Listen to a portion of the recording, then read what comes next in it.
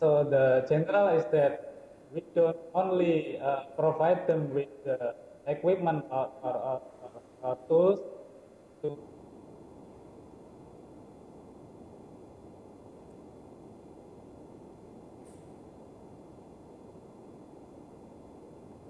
very useful for them to create components or parts or something like that. So that's one of our project. And the other one is we will create another alternative joint for component or process, which is nowadays Yakum usually import from China, and also they're trying to produce themselves, but it's not compatible with the market yet because the quality and also the quantity that they can afford is less than the market depending. So we are thinking about the alternative joint or alternative components, and also we trying to do material research, which is come from local material, which is we can found in Yogyakarta or in Indonesia, that in the future we can use this local material, which is cheaper and more easier for Yakum to develop prosthetic, orthestic, and also component. So the other project is that we will develop a 3D scanning portable for Yakum, so that this device will be owned by Yakum, that maybe that they can use this 3D scanning. They can come to the client, which is the client is mostly from the village and also come from the poor level of societies in here. So Yakum can bring this 3D scanning portable device to clients in their home, and they can do alignment, they can do the scanning and etc. And they will have this information, and they have the measurement, alignment, and everything, so that they can develop the prosthetic for this client in Yakum workshop and also in Fablab workshop in future. So yeah, basically that's most of our project in the future that we would like to work with Yakum. So maybe you want to add. Excellent, Tommy. Thank you very much. That's an excellent and very interesting upgrade on the progress you made. So what are the next steps actually that you're really going to do? When are we going to see, the first implement? And I've lost connection again. Trying to get him back again.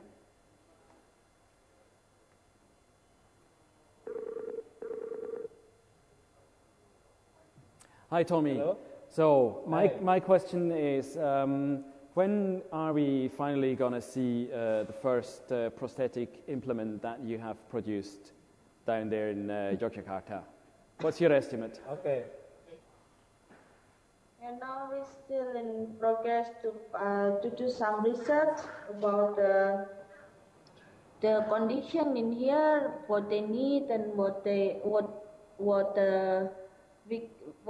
the thing we can find here, and some partner that we can collaborate. Yeah, and but maybe there is one idea that maybe you have the link from the YouTube that you can show to the audience about the bicycle parts prosthetic. If you have the link, Peter. Yes, so, I do have it. Yes, I'll just fire it up and show it here. Yeah. This is one of the most possible kind of prosthetic that we can develop in very short time.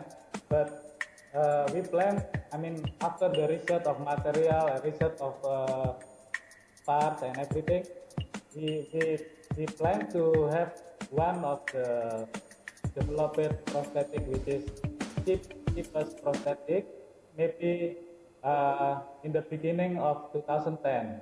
So this is the most possible schedule for us. Also for Yakum. And also for Yakum.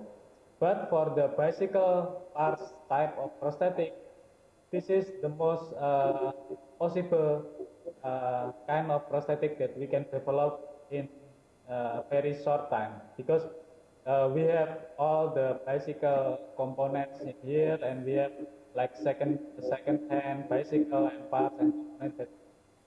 And also we have found the extra material that we will use it, like kind of, if you know a kind of material that we always use for a mouse pad, which is we can find it here as well, so we can use it for the bicycle parts prosthetic. So Okay, Tommy, thank you. The connection line is dropping again, so I think we leave it there at the moment. I'm not quite sure if we would be able to handle question and answer sessions with participation of Yogyakarta. Here they come again.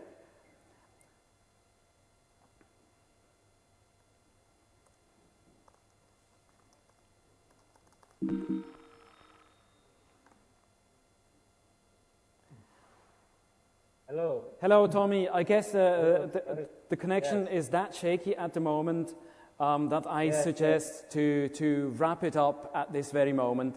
Thank you very much, Tommy, for being with us and sharing your progress.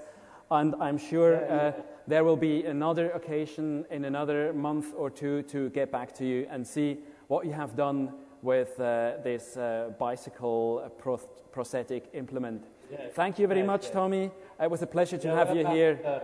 Good night. Thank you, everybody. Bye.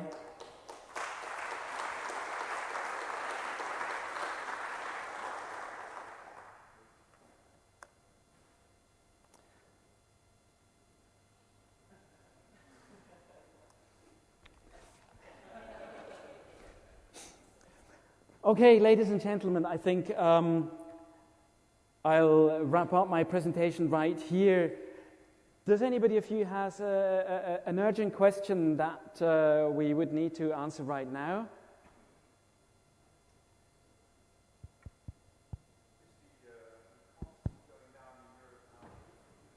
The cost in Europe is not going down because the tendency in Europe or in the West in general is going into more high-tech, more nerve-controlled, more sophisticated, while in the developing countries it's really just the need to just get these implements. Yeah, but you have multiple handicapped people and children that probably won't actually use the high-tech stuff, so it could be a solution for them. It could very well be a solution, certainly.